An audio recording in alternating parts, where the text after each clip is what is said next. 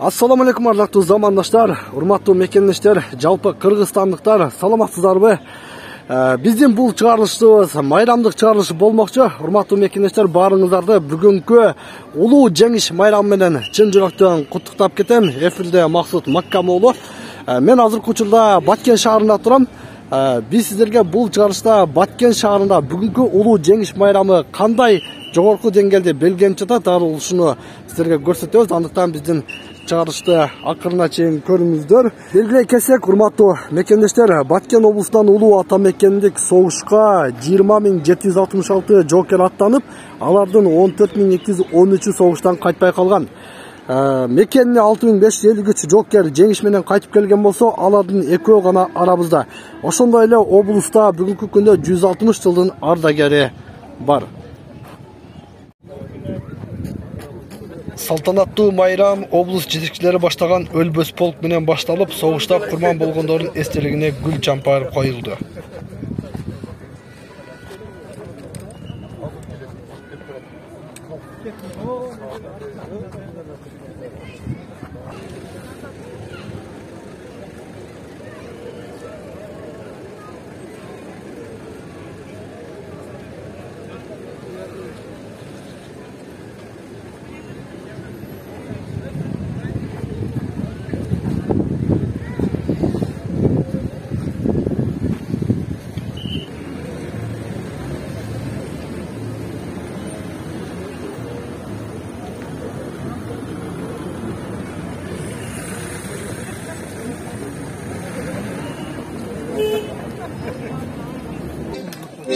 Attandanım tuğan cevci kıyabağına.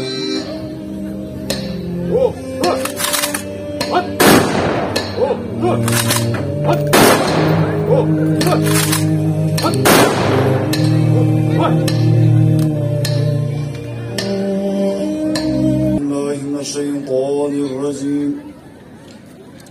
Bismillahirrahmanirrahim.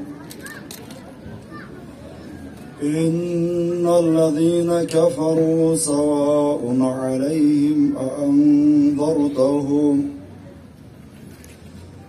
أأنذرتهم أم لم تنذرهم لا يؤمنون.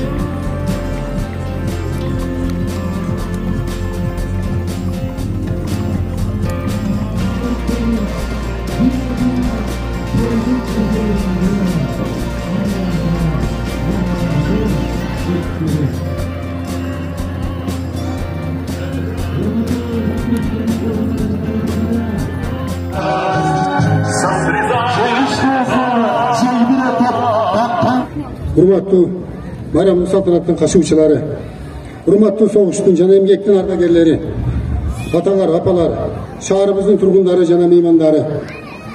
Улуу жеңиш майрамынын 77 жылдыгына карата өткөрүлүп жаткан майрамдык салтанаттын расмий бөлүгүн ачык деп жарыялаймын.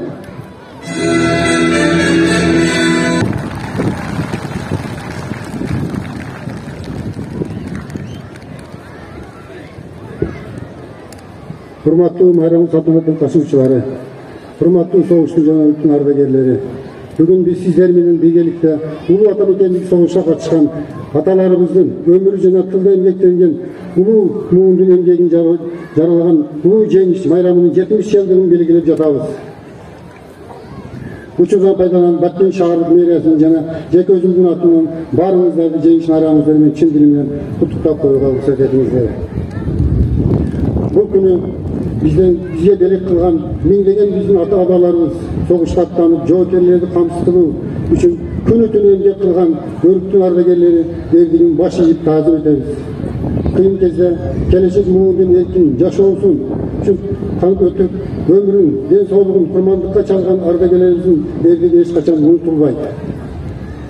Бүгүнкү муундун миллети жеңиш күнүнүн бийик маанисин коргоо менен жаш муунга аталарыбыздын жасаган эрдигин, кылган эмгегин, мурасын калтырып берүүгө милдеттүүбүз деп айткым келет. Урматтуу шаарыбыздын тургундары жана жакындан келген коноктор, майрамдык салтанатты куттуктоо үчүн Кыргыз Республикасынын президенти Баткен облусундагы ыйгарым укуктуу өкүлү Алимбаев Абдикерим Карыбаевичке берилет.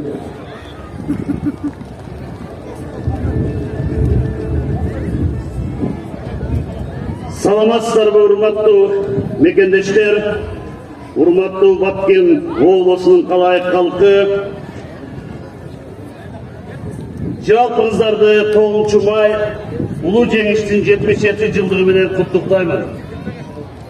9 май бизге улуу жеңиштин тартуулаган аталарыбыздын баа жеткис эрдигин эскерип, таазим етип туруучу улуу күн.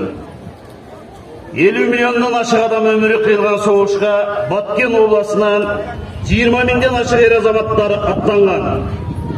Алардын ичинен 14.213 каза болуп, киндик кан тамган мекенине кайтпай калышкан болсо, 6.553 жоокер ар кандай жаракат менен өз элине келишкен. Бүгүнкү күндө алардын болгону экөө гана катарыбызда турат.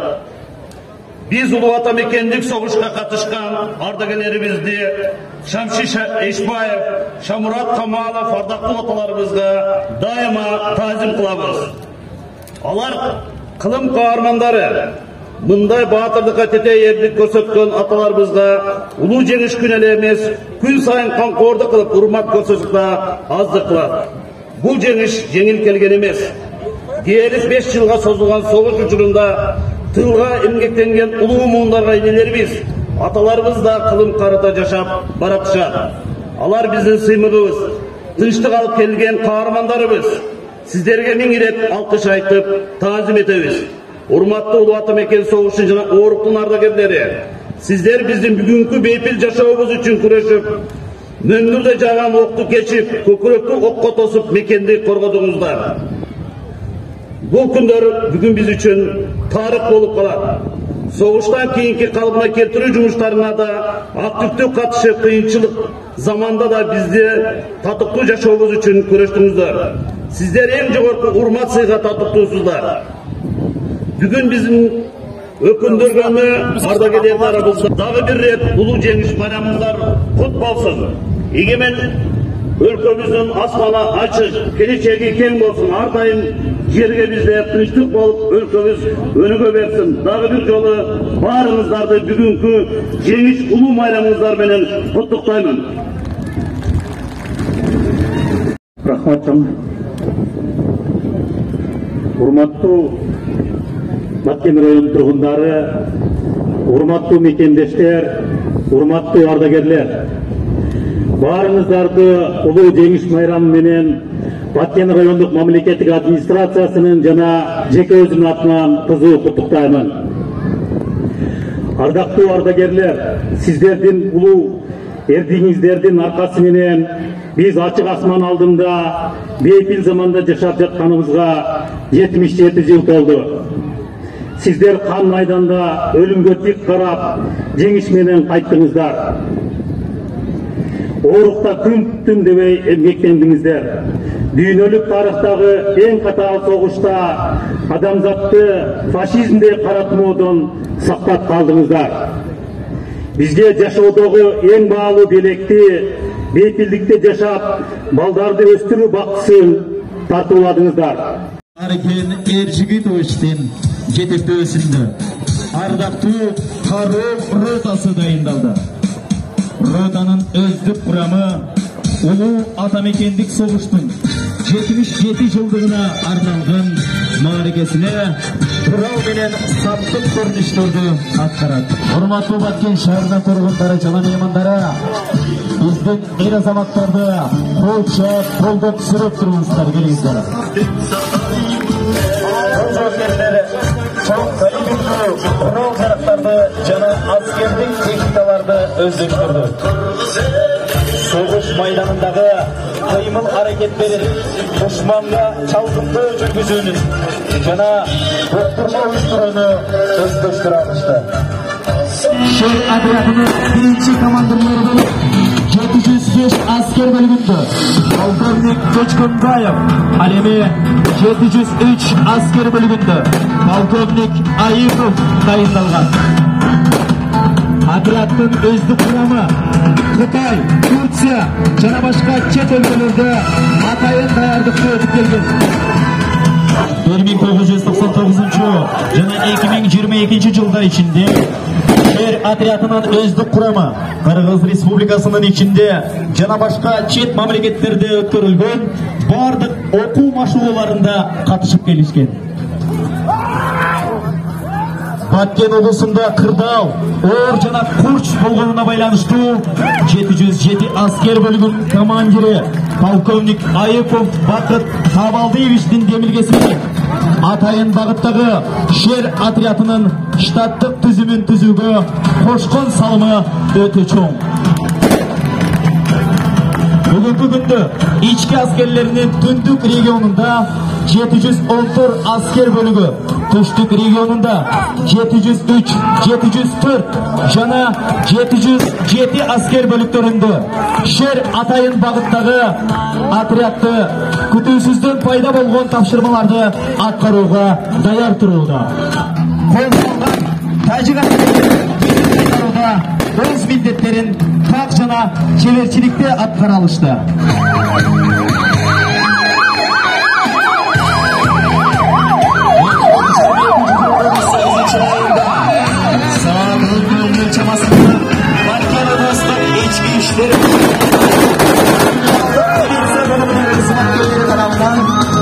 Баткен облысының ішкі іштер басқармаларының дөөлөт бөлүгүнө Баткен шаарынан Туурабаш Ичи районуна багыт алып бара жаткан мамлекеттик номер 03238 АА Самбор комплекстүү Жигули үлгүсүндөгү автоунаага жүргүнчүлөр менен белгисиз куралчылар.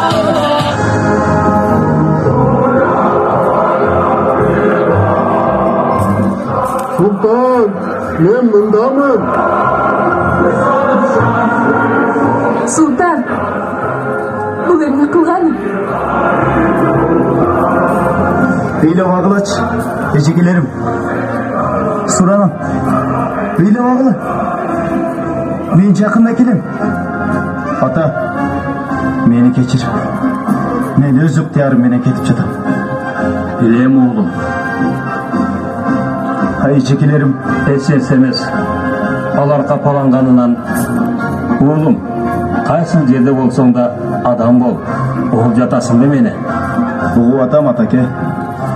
Көрүшкөнчө кош бол атаке. Кош oğlum. Жеңиш менен кайтып келгиле.